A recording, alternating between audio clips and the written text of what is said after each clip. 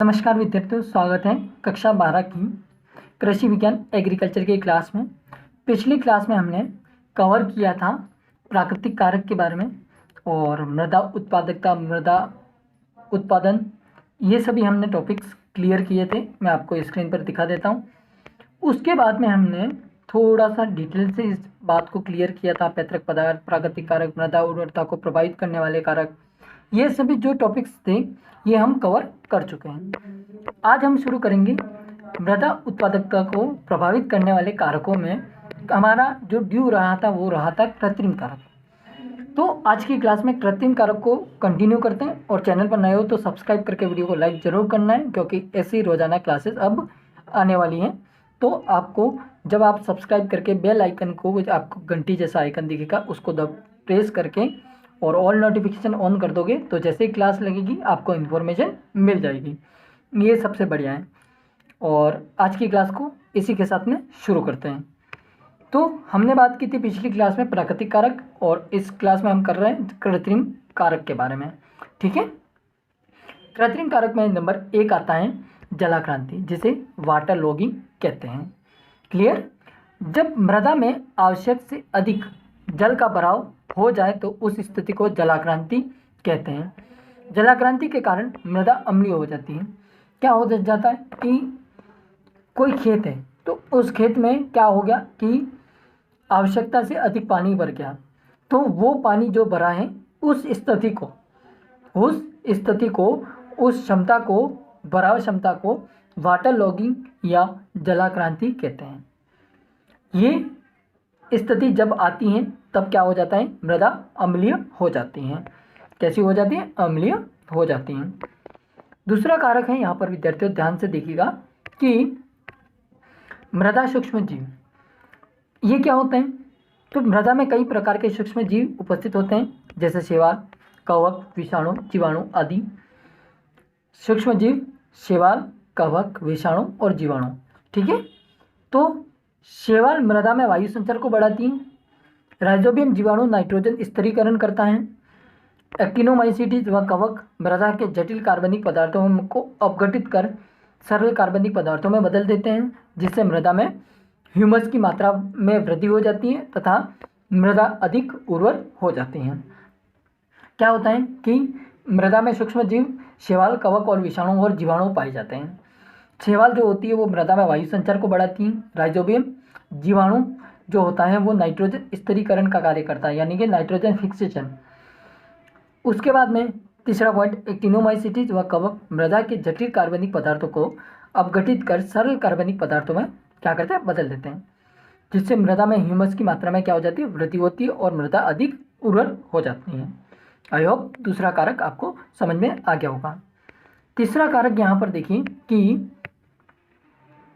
वैसे तो हमने ये जो टॉपिक है इसको दूसरी क्लास में कंप्लीट किया था, लेकिन मैं फिर से, हमने दूसरी क्लास लाइव ली थी। इससे पहले की क्लास, वो उसकी लिंक मैं आपको डिस्क्रिप्शन में दे दूंगा। नंबर 1, 2 और 3 क्लास हो चुके हैं, तीनों की लिंक आपको डिस्क्रिप्शन में मिल जाएगी।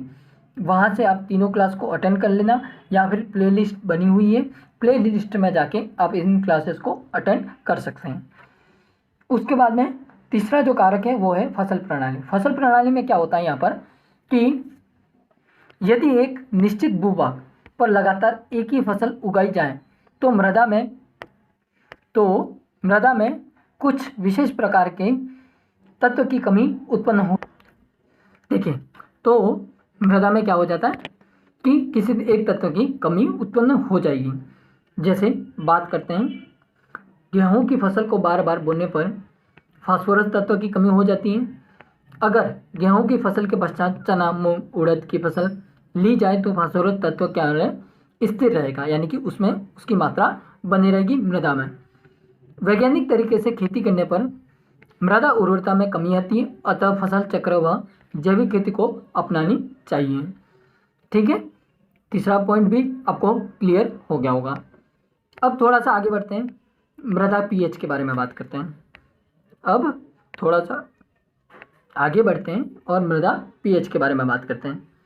मृदा पीएच मान मृदा उर्वरता को प्रभावित करता है। किसको प्रभावित करता है, हमेशा ध्यान रखना, क्वेश्चन आता है कि मृदा पीएच जो होती है वो मृदा उर्वरता को प्रभावित करती हैं। जैसे अम्लीय मृदाओं में कैल्शियम मैग्नीशियम तत्व की कमी होती है, परंतु FeMn मैग्नीज तत्व की कमी इतनी, Fe का मतलब लोहा, Mn का मतलब मैग्नीज तत्व की इतनी अधिकता हो जाती है कि पौधे पर जहरीले प्रभाव दिखाई देते हैं। इसके विपरीत क्षारीय मृदाओं में कैल्शियम मैग्नीशियम तत्वों की अधिकता होती है, परंतु FeMn और Al यानी कि एल्यूमिनियम की कमी होती है। अतः मृदा pH कम या अधिक होने पर मृदा उर्वरता में कमी उत्पन्न हो जाती है। क्लियर। अब पांचवा देखिए, कार्बनिक पदार्थ की मात्रा। इसमें क्या होता है कि देखिए यहाँ पर यदि मृदा में कार्बनिक पदार्थों की उचित मात्रा उपलब्ध होती है तो वह मृदा अधिक उर्वर होती है। कब होती है? जब कार्बनिक पदार्थ की मात्रा उचित हो या फिर अधिक हो। जैसे बलुई मृदा की अपेक्षा चिकनी मृदा अधिक उपजाऊ होती है। क्यों होती है? क्योंकि चिकनी मृदा में जो कार्बनिक पदार्थ हैं उनकी मात्रा अधिक होती है। अब देखिए नंबर 6 कह रहा है कि मृदा जुताई की विधि व ढंग। ढालू खेतों में डाल के विपरीत दिशा में जुताई करनी चाहिए जिससे पोषक तत्वों का संरक्षण हो सके। अब हम थोड़ा सा आगे बढ़ते हैं।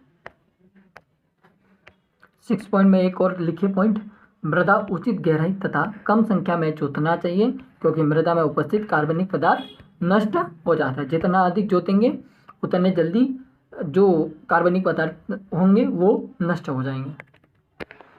अब देखिए आ गया मृदा उत्पादकता को प्रभावित करने वाले कारक। अब हम थोड़ा सा इसको ये लीजिए। अब देखिए नंबर 1 आता है मृदा उर्वरता। यदि मृदा में पोषक तत्वों की उचित मात्रा उपलब्ध होती है तो मृदा उत्पादकता में भी क्या होती है? वृद्धि होती है। नंबर 2 कारक आता है तो भौतिक दशा। मृदा की संरचना, जल धारण क्षमता व वायु संचार आदि भौतिक गुण अच्छे होने पर उत्पादकता में क्या होती है? वृद्धि होती है। अब तीसरा कारक आता है मृदा की स्थिति। क्या होता है कि मृदा की स्थिति सही होने पर मृदा उत्पादकता में वृद्धि होती है। जैसे शहर के किनारे उपस्थित मृदा से प्राप्त उत्पाद के परिवहन का खर्चा कम होता है। चौथा कारक है यातायात के साधन। ये हमारा चौथा कारक है, ठीक है, ये वाला।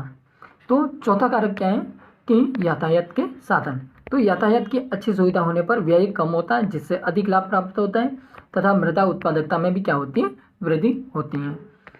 पांचवा कारक क्या है? यहाँ पर देखिए कि किसी मुख्य फसल का उत्पादन तो समान हो परंतु उस फसल की मांग अधिक हो तो उस फसल का मूल्य बढ़ जाता है जिससे उत्पादकता में क्या होती है? वृद्धि होती है।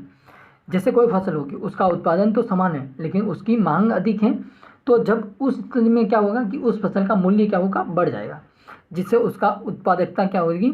उसमें वृद्धि होगी। ठीक है, क्लियर होगा।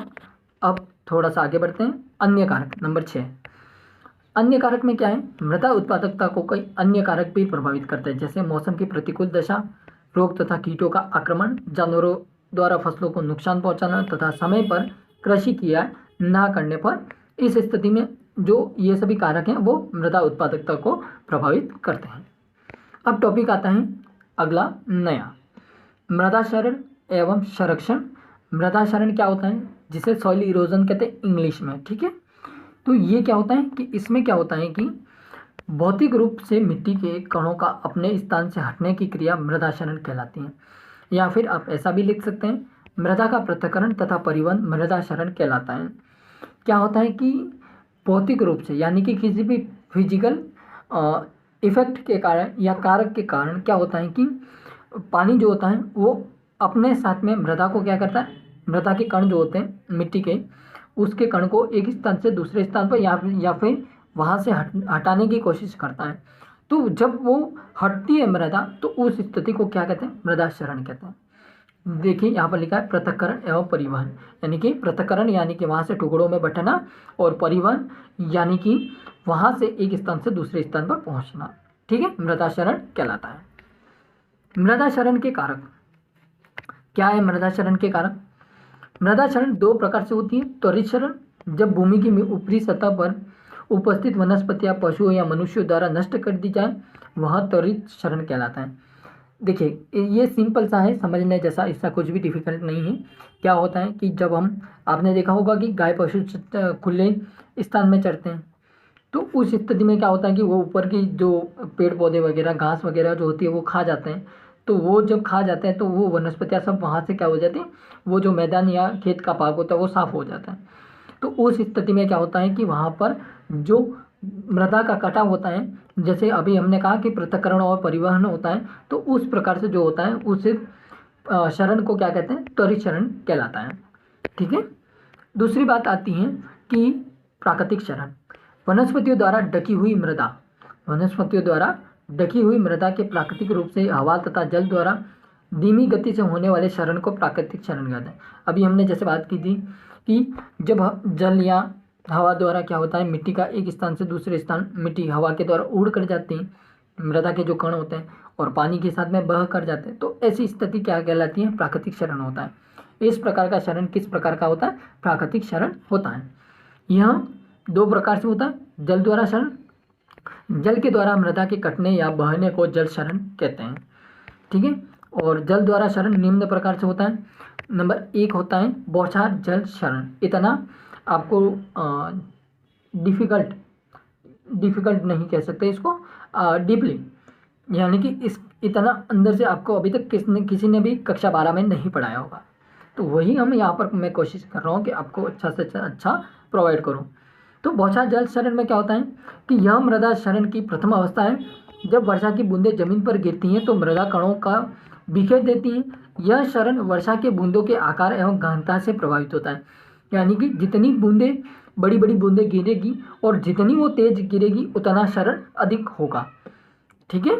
तो जब वो बूंदें गिरेगी तो क्या होगा, मिट्टी का कटाव होगा, तो मिट्टी के कण एक बिखर जाएंगे, तो उस स्थिति को बौछार जल शरण कहते हैं। ठीक है। उस प्रकार का शरण बौछार जल शरण कहलाता है। अब आता है दूसरा, परत जल शरण। वर्षा के जल से बिखरे हुए मृदा कणों या मृदा की पतली तह, यहाँ पर तह लिखा हुआ है, तो बह पतली तह का वह परत जल शरण, यानी कि पतली तह का बह परत, यानी कि बहने वाली परत। ठीक है। समझेगा, फिर से समझाता हूँ।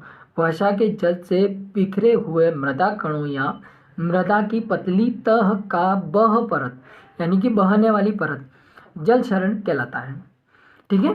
यह शरण सर्वाधिक बालू मृदा में होता है। ठीक है। अब देखिए रील शरण।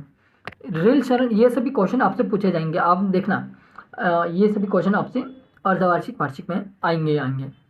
तो रील शरण, रील जल शरण क्या होता है, जब वर्षा जल के डाल के समानांतर, जब वर्षा जल डाल के समानांतर बहता है तो मृदा में छोटी छोटी नालियां बन जाती है जिन्हें रील कहा जाता है, और कृषण क्रियाओं के द्वारा इन्हें समाप्त किया जाता है। इस प्रकार का शरण रील जल शरण कहलाता है। अब आता है अवनालिका शरण। क्या होता है इसमें कि अवनालिका शरण रील शरण की बढ़ती अवस्था है। जब मृदा में डाल अधिक होता है तो बनी हुई रील अधिक चौड़ी एवं गहरी हो जाती है। इस शरण में उपजाऊ मृदा के साथ साथ अधो मृदा का भी कटाव होने लगता है। इस शरण को अवनालिका जल शरण कहते हैं। समझे इस बात को कि अवनालिका शरण रील शरण जैसे ही होता है वही अवस्था है। जब मृदा में डाल अधिक होता है तो बनी हुई रील, यानी कि नाली, रील का मतलब नाली, अधिक चौड़ी एवं गहरी हो जाती है। और इस शरण में क्या होता है कि उपजाऊ मृदा के साथ साथ अधो मृदा भी होती है, उसका भी कटाव हो जाता है। तो इस शरण को अवनालिका शरण कहते हैं। Concept clear. अब देखिए जलीय शरण को प्रभावित करने वाले कारक क्या होता है इसमें। इसमें क्या होता है कि इसमें होता है जलवायु। नंबर 1, वर्षा की बूंदों को गहनता, आवृत्ति तथा अवधि मृदा शरण पर सीधा प्रभाव डालती हैं। वर्षा की जो बूंदें होती हैं वो आवृत्ति तथा अवधि मृदा शरण पर सीधा प्रभाव डालती हैं। जैसे यदि वर्षा की गहनता कम हो तथा अवधि अधिक हो तो मृदा कटाव कम होगा।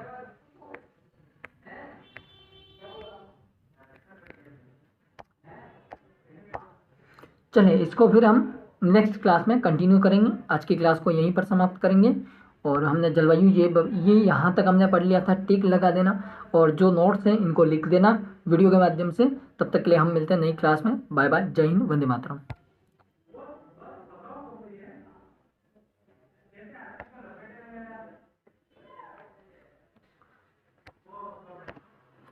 हम मिलते हैं नई क्लास के माध्यम से। तब तक के लिए बाय बाय, जय हिंद, वंदे मातरम। आप सभी बने रहिएगा और सब्सक्राइब जरूर कीजिए।